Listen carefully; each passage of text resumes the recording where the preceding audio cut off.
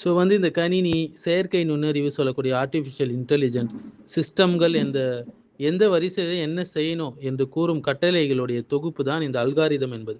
உதாரணமாக YouTube, TikTok, Instagram எந்த வீடியோவை காட்ட வேண்டும் உனக்கு என்று தீர்மானிப்பது. ஃபேஸ்புக் உனக்கு எந்த போஸ்ட்டை மேலே கொண்டு வர வேண்டும் என்று இது பண்ணுறது. கூகுள் உனக்கு எந்த தகவலை முதலில் காட்ட வேண்டும் என்பது. இதை தீர்மானிப்பதற்கான மறைமுக கணக்குகள், விதிகள் தான் அல்காரிதம் என்று சொல்லுவாங்க. ஸோ இன்று பலரும் இந்த அல்காரிதத்துடைய அடிமைகளாக இருக்கிறாங்க, அல்லாவின் அடிமைகளாக இருப்பதை விட. இன்று அல்காரிதம் காட்டக்கூடியது தான் குருட்டாக பின்பற்றக்கூடியவர்களாக மக்கள் இருக்கிறாங்க. அது அவங்களுடைய நேரம், ஆசை, முடிவுகளை நிறையவே கட்டுப்படுத்தக்கூடியதாக இருக்கு. இளைஞர்கள் முக்கியமாக இதில் சிக்கி தங்களுடைய நேரத்தை, உள்ளத்தை, ஆசைகள் அனைத்தையும் சோஷியல் மீடியாவில் என்ன செய்கிறாங்க, இழக்கக்கூடியவர்களாக இருக்கிறாங்க.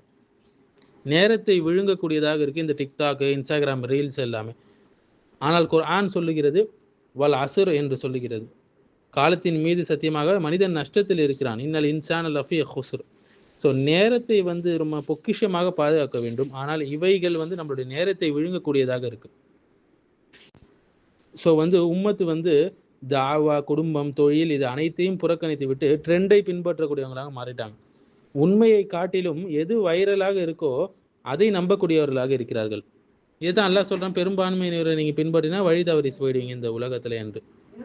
மீண்டும் உங்களுடைய முந்தையோரை முன் சென்றவர்களை குருட்டாக பின்பற்றுவீர்கள் என்று இதை கண்டிக்கிறது.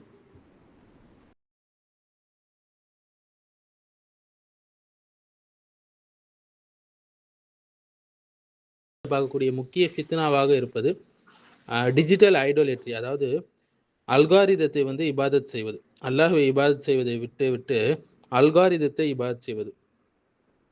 இப்போ இருக்கக்கூடிய மாடர்ன் ட்ரெண்டுகளுக்கு குருட்டுத்தனமாக கீழ்ப்படிதல்.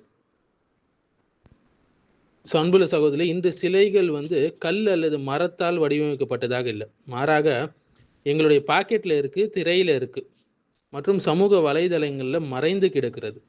புதிய சிலை லாத்தும் கிடையாது, உஸாவும் கிடையாது. அது அல்காரிதம் என்று அழைக்கப்படுகிறது. அது என்ன அல்காரிதம்? கோடிக்கணக்கானவர்கள் இதுக்கு என்ன செய்கிறாங்க, குருட்டாக அடிமைகளாக இருக்கிறாங்க, குருட்டு அடிமைகளாக. அதாவது டிஜிட்டல் சிலை பூஜை என்று சொல்லலாம். எளிய வார்த்தையில் சொல்லணும்னா ஏஐ ஆகட்டும், அல்காரிதம் அல்லது சமூக வலைத்தளங்களில் ட்ரெண்டுகள் ஆகட்டும், நம்முடைய மனம், நம்முடைய நடத்தை, நம்மளுடைய முடிவுகள் அல்லாஹ்வையும் நபியையும் விட அதிகமாக கட்டுப்படுத்த கூடிய ஒரு விஷயமாக இந்த விஷயங்கள் மாறிவிட்டது. இன்று அல்காரிதம் தீர்மானிக்கக்கூடியதாக இருக்குது. நீ எதை பார்ப்ப, எவ்வளோ நேரம் பார்ப்ப, எதை ஆசைப்படுவாய், யாரை பொறாமைப்படுவாய், இது போன்ற விஷயங்களை. தன் மனோ இச்சையை இறைவனாக எடுத்தவனை நீ பார்த்தி